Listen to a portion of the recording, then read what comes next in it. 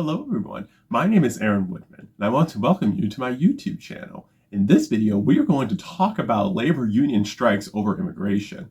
This was when we started to see reactions from workers on how they felt about the rise in immigration rates, as well as the reshifts of labor union structures. Despite immigrating in increasing numbers in the last years of the 19th century, there were fewer than 25,000 Japanese in the United States by 1900. The West Coast economy was growing, and white farmers in particular were pleased to have found a replacement workforce for the Chinese, one which could be worked to exhaustion 7 days per week for next to no money. However, organized labor, especially in San Francisco, did not hold the same view. Samuel Gompers, one of the most revered figures in the history of the American labor union movement, and an immigrant himself, led the fight to keep Asians out of the United States. Samuel said, quote, "Our fellow workmen living on the Pacific coast and in Hawaii realized the danger that not only threatened but confronted them from Chinese, Korean, and other Mongolian laborers, and the American Federation of Labor Convention declared that efforts should be made to extend the exclusion laws. These Mongolians are evil. Every incoming unskilled labor means a displacement of an American and a lowering of the American standard of living. White workers, including ignorant ones and the newcomers from Southern and Eastern Europe, possess qualities that allow them to join and contribute to the labor movement. They could be taught the fundamentals of unionism and would stand shoulder to shoulder with faithful workers. Japanese men, on the other hand, are unable to assimilate. The Japanese could not become union men," unquote. Gompers' sentiments were shaped by most of the nation's labor organizers. Although most whites didn't especially like Asians, it was difficult to mount a full-blown campaign against them. Then, in February 1900, the anti-Asian contingent got a boost from bacteria. People thought, well, nothing we can do. Chinese people live and die like rats, so no surprise to find dead real ones happens all the time, unquote. But it didn't, really. And in the next few weeks, dead rats were followed by dead people. Whites didn't usually pay much attention to death in Chinatown, but this time they had to. It became a plague. Through increased awareness and proper sanitation, the plague didn't spread like brush fire, leaving thousands dead, but the disease wasn't called the Black Death for nothing. Panic could easily engulf San Francisco, with people thinking the real plague was the Chinese and Japanese people and that they needed to be isolated. Officials said, quote, "We can quarantine Chinatown, rope it off. The Japanese are harder though. They don't live in their own little areas, only 2 spots that have enough to amount to anything. They're cleaner than the Chinese people too. No matter, quarantine them too, can't take any chances. Plague gets out to our people. We'll run out of our jobs," unquote. However, there was another problem: the California governor. A plague is not good for the economy. In fact, San Francisco was the most important city on the West Coast, and Governor Henry Gage denied that a plague had invaded the city. He used the time-honored excuse that the reports were politically motivated. After all, the governor thought it would politically damage him if he admitted the economy was doing bad because of something. Nevertheless, the San Francisco newspapers backed up the governor and attacked the mayor. The San Francisco Call, usually a newspaper that supported Phelan, ran an article the day after the quarantine. Quote, "Fake plague part of a plot to plunder. There is not a bubonic plague in San Francisco," unquote. It went on to accuse those who put forth such a ridiculous notion of making, quote, "a bold attempt to blackmail the city out of funds to feed a bunch of hungry office seekers who compose Mayor Phelan's only following," unquote. But Phelan and the doctors were correct. It was a plague, and it was centered in Chinatown. San Francisco would deal with the outbreak for more than 3 years, and the quarantine turned out to be exactly the proper course. It helped limit deaths from the disease to just over 100. Unfortunately, most San Franciscans agreed. They overlooked the fact that discriminatory laws and prejudice had forced the Chinese to live in exactly the same or exactly the sort of conditions that provided the ideal breeding ground for these diseases. This would make people think the Chinese were a filthy race and menace to white society. People believed Phelan was right and the Mongolians were less fit. They believed his only mistake was trying to save them. Phelan had made the same mistake Spencer had. He started from the status quo without considering how the status quo has come to be, saying the Chinese lived in terrible conditions because they had chosen to, was saying that black people had chosen to be slaves.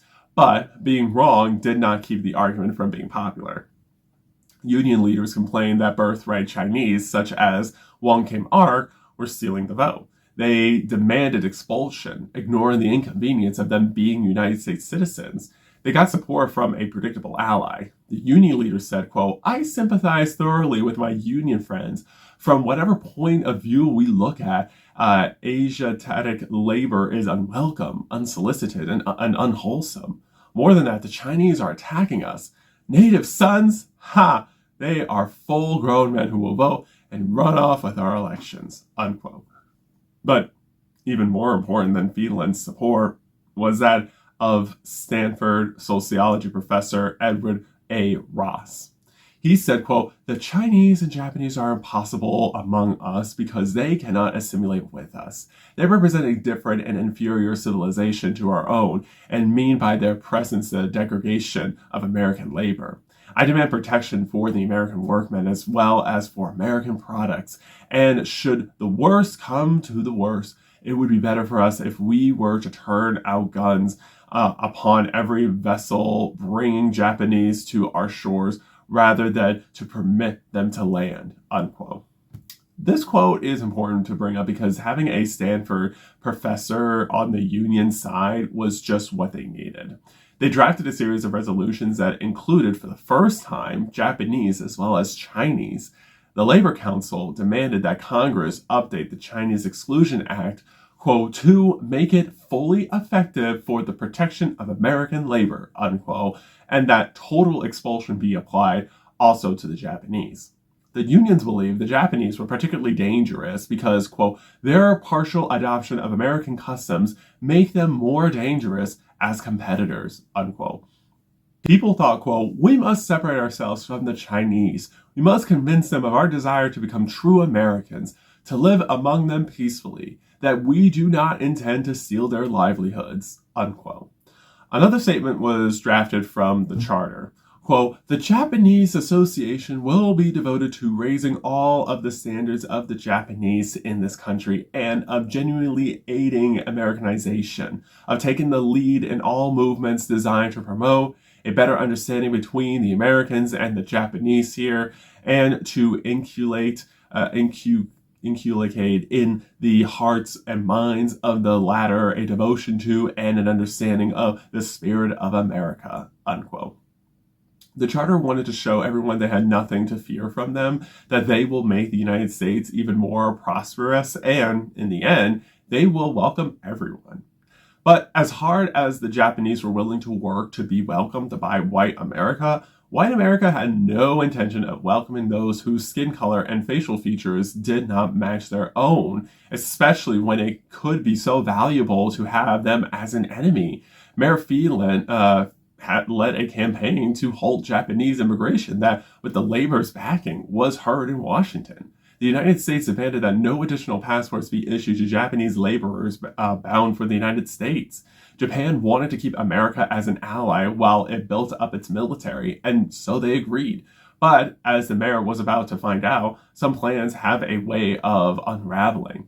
This is where more union strikes occurred. Let's talk more about them.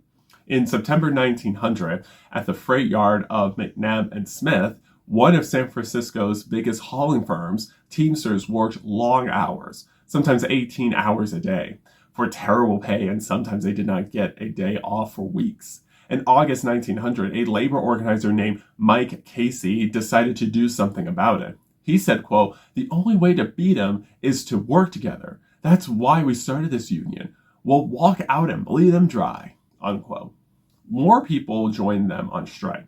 Casey said, quote, "What did I tell you boys? Word gets around. I came to tell you boys that we now have more than 1,000 drivers joining the union. So here's what we're going to do. If the dray men won't give us a pay raise, won't give us a raise in pay, shorter hours, and overtime, we're all going to walk and stay out until they fold. They can't afford for us not to work," unquote. It turned out that Casey was right because, well, it was right here because rather than deal with a full-blown strike, the Draymen's Association negotiated. They agreed to a 12-hour day with overtime afterward or on Sunday and a hefty pay increase. But that was not the end of the story. It turned out to be only the beginning. Mike Casey's strike set in motion a series of events that nearly caused a war in the Pacific and affected tens of thousands of immigrants whose only desire was to become American citizens. The dock workers recruited members of other unions and formed the City Front, vowing to close down the port of San Francisco, the busiest in the West, if they weren't granted a big pay increase, shorter hours, and other benefits.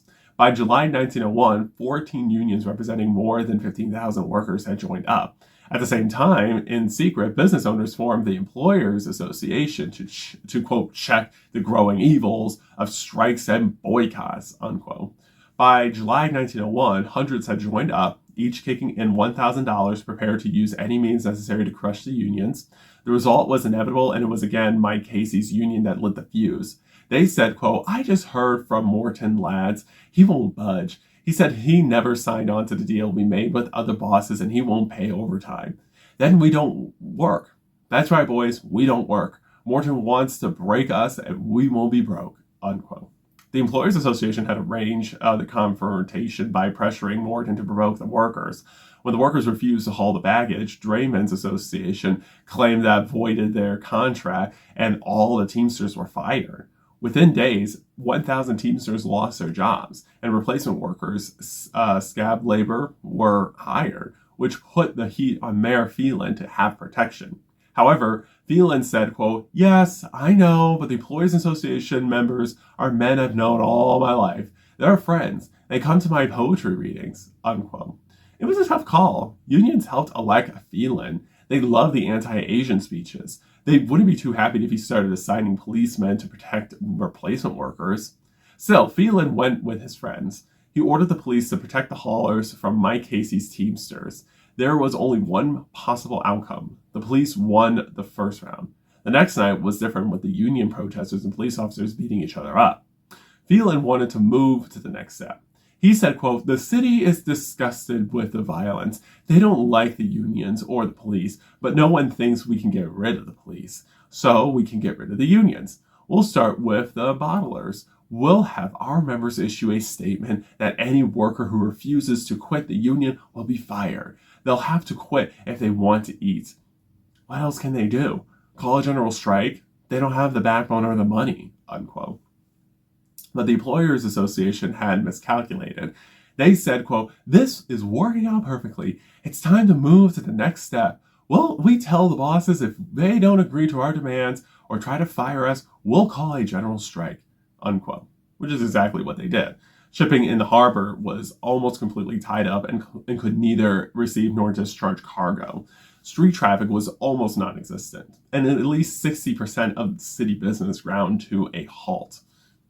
In August 1901, the strike dragged on, paralyzing the city. The Employers Association refused to negotiate, confident that the strikers would run out of money and return to work to avoid starvation. As the violence increased, Mayor Phelan was again the choice of which side to support, and he again chose the employers. His support among the unions disappeared, and he was called a traitor. He did not think he had a choice, and so the door was open to a new political figure in the country, Abe Rueff. Let's talk more about him and his actions in politics and the labor unions. Abe Rueff went to law school. After law school, he was admitted to the California bar at 21, the youngest age permitted. He decided he was just the man to clean up San Francisco's dirty politics and started the Municipal Reform League. He corresponded with other reformers throughout America, in particular a like-minded young politician, Theodore Roosevelt. Both of them shared common goals and ambitions. But Roosevelt was willing to take the time to work his way up through the existing power structure, gathering the influence and authority to unseat corrupt government and business leaders as he went. Abe Rueff was not. He cast about the swamp that was San Francisco politics, looking for an opening where he could use his knowledge of, quote, how people behave and how they think, unquote, to gain his way into power. People like him wanted to have a mayor that would protect working people. That had people chanting, quote, Phelan must go, unquote. When Rueff heard the new Union Labor Party, he knew he had found his opportunity. The party called for a convention in September to draw up a slate of candidates to run for city office. The Employers Association thought the Union Labor Party was a joke, a bunch of amateurs who would be easy to brush aside on election day. No one in San Francisco gave this group of working men any chance at all of defeating either of the two major parties. It turned out that they were wrong. Using brains, political savvy, and charm, Rueff took over. He said, quote, my declaration of policy was a masterpiece of equivalation designed to gain the support of working men without alienating others. It was, if I may say so, and I can in 8 languages, true to every principle of labor, yet conservative, unquote. We have to think about the language and understand the people. An orchestra leader named Eugene Schmitz was running despite him not knowing yet because the Democrats and Republicans had already picked their candidates, but Abe Rueff knew it. Schmitz was a violinist and head of the Musicians Union. He had no trace of political experience and no mention of acquiring any. That made him the perfect blank slate for Rueff to fill in. Schmitz memorized the California Constitution and the San Francisco City Articles. He was introduced to dozens of the most important people in the business and political communities. He was a good speaker and had the right things to say. But despite all of this, the strikes had not ended. On the streets, the workers were growing desperate, as the Employers Association had predicted, as their money ran out and they needed to pay for food and other necessities. Many of the strikers began to talk about a settlement. Some began drifting back to work. The Chinese, excluded since 1882 and settled in their own communities, were no longer the main threat.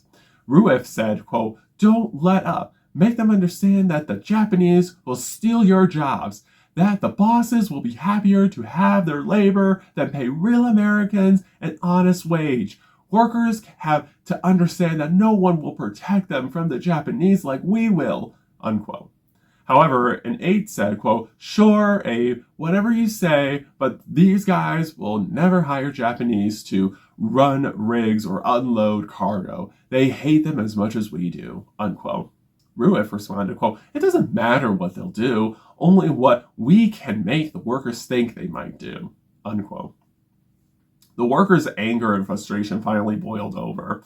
A mob of strikers attacked the police, leaving behind the destruction of the city's main shopping area. Injuries on both sides were in the dozens, some from gunshots. Local newspapers leaped at the opportunity to turn the public against the strikers. Reported in the San Francisco Call, Kearny Street bore every piece of evidence yesterday of the terrible battle fought in the early hours of the morning between a bunch of crazed strikers and brave band of 5 men fighting for their lives. Windows shattered, signs indented, awnings ripped, and buildings furrowed with bullets were the mute evidence of the latest riot that darkens the pages of the history of San Francisco, unquote.